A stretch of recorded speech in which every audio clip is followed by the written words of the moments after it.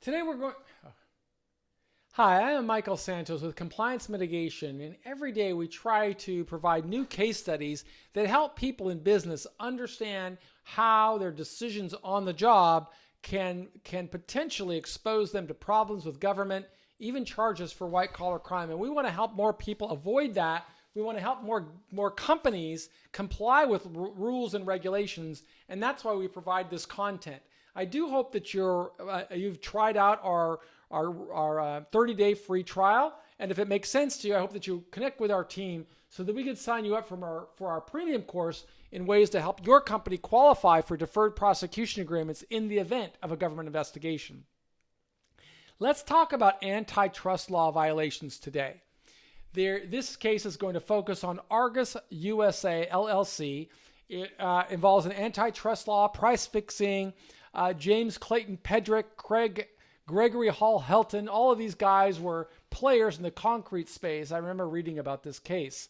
So this is a case of a cement manufacturer and a distributor that they acquired competitors in a growth strategy, aspiring to increase market share and eventually becoming the second largest company of its kind in the southern United States.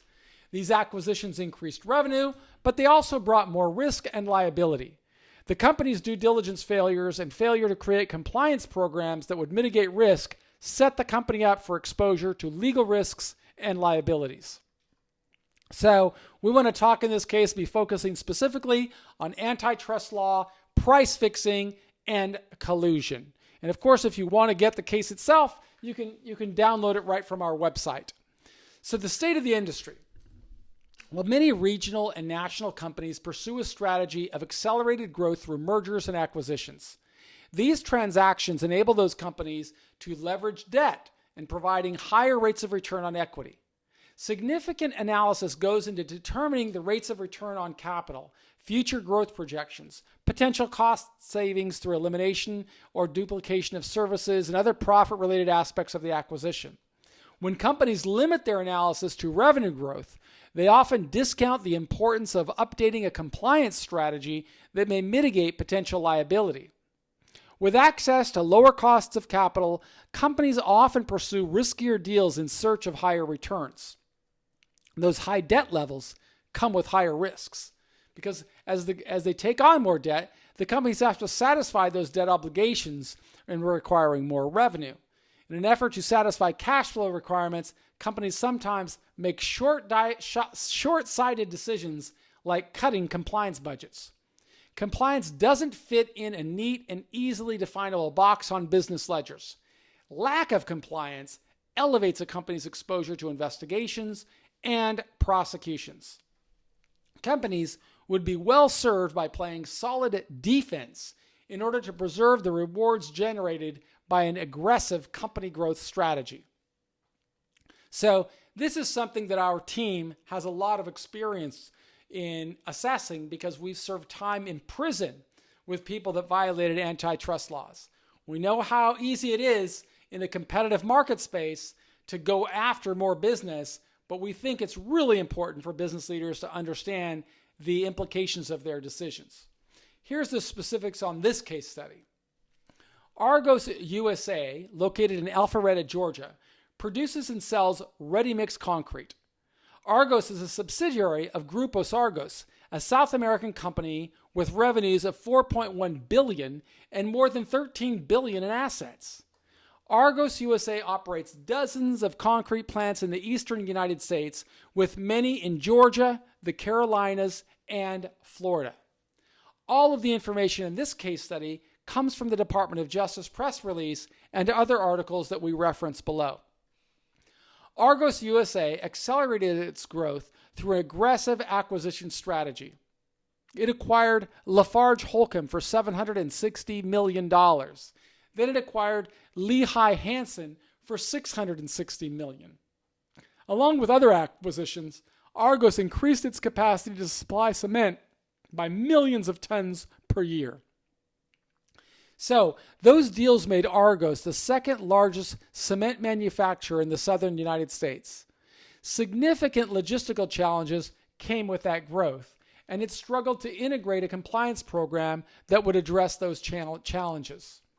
In the case of Argos, the company faced continuous problems of competition and industry collusion. With fierce competition, business executives sometimes ignore or overlook antitrust laws that forbid them from colluding to discuss pricing schemes. When one company executive conspires with an executive at another company to set prices for a product, authorities may bring criminal charges for violating the Sherman Antitrust Law. Such allegations bring enormous risks to the company and to the individuals involved. The government began investigating Argos for its role in price fixing between 2010 and 2016. Price fixing occurs when an agreement, written, verbal, or inferred from conduct among competitors, raises, lowers, or stabilizes prices or competitive terms. Generally, the antitrust laws require that each company establish prices and other terms on its own without agreeing at all with a competitor. But according to prosecutors, when consumers make choices about what products and services to buy, they expect that the rule of supply and demand sets price, not some secret agreement by competitors. The government believes that when companies enter into agreements to restrict competition, consumers suffer with higher prices. Authorities will investigate allegations of price fixing and bring charges against organizations and people that violate antitrust laws. Our team works to mitigate sentences for those kinds of people. But right now, what we're trying to do is help people avoid these charges altogether. And we have to try and help explain what happens with our friends at Argos. At the Argos, the government's investigation focused on a small number of employees at a local sales office in Pooler, Georgia. The government asserted that these employees colluded with other ready-mix concrete companies to carry out a conspiracy. According to the charges, the executives conspired by raising prices to customers, assigning ready-mix concrete contracts between them, and charging fuel surcharges and environmental fees, also offering products to customers at collusive and non-competitive prices. That's a federal crime. On September the 2nd, a grand jury indicted Argos. The Department of Justice is also prosecuting two former company employees, Gregory Hall Helton and James Clayton Pedrick. They both worked at the Pooler, Georgia office and are potentially facing up to a decade behind bars. Fortunately, people like those on our team can help Gregory Hall Helton and James Clayton Pedrick position themselves for better outcome all the way through the journey. But again, we want to help businesses before they get in trouble. They were faced with mounting evidence and the costs of uncertainty and litigation.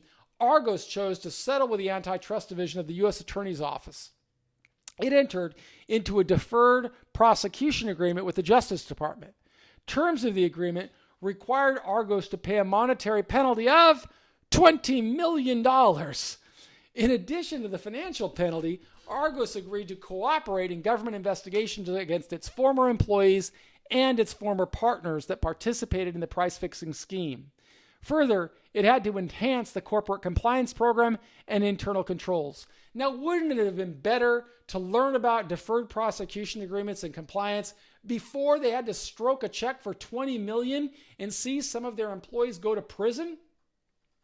Willful blindness comes at a price. We recommend that corporate stakeholders make a bigger investment in helping law-abiding citizens understand the complexities of white-collar crime. That's what our compliance program is all about. People in sales positions frequently pursue higher commission levels or higher performance towards sales targets without fully understanding the law. Their decisions on the job can bring massive exposure. In the case of Argos, shareholders had to pay more than $20 million in penalties.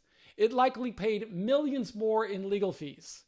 Fortunately, the government did not indict the company on criminal charges because the deferred prosecution agreement is going to really help. It doesn't immunize the business from fallout, but it does protect the business from total implosion. And the company now has to cooperate against its former employees and partners, which is really going to hurt its reputation in the industry. So, always better to learn about compliance before. Avoid costly government investigations and legal settlements by bringing in subject matter experts to analyze the risks that are specific to the industry. Those subject matter experts would be in a better position to assess exposure to investigations and also help people understand how their decisions on the job can bring charges for white-collar crime. I am Michael Santos with Compliance Mitigation. We encourage you to visit our team so that you can do the steps that you need to take to protect your company and to protect your team from government investigations and charges for white-collar crime. But if the government comes calling, make sure you visit us at Compliance Mitigation. We did the time, so you won't have to.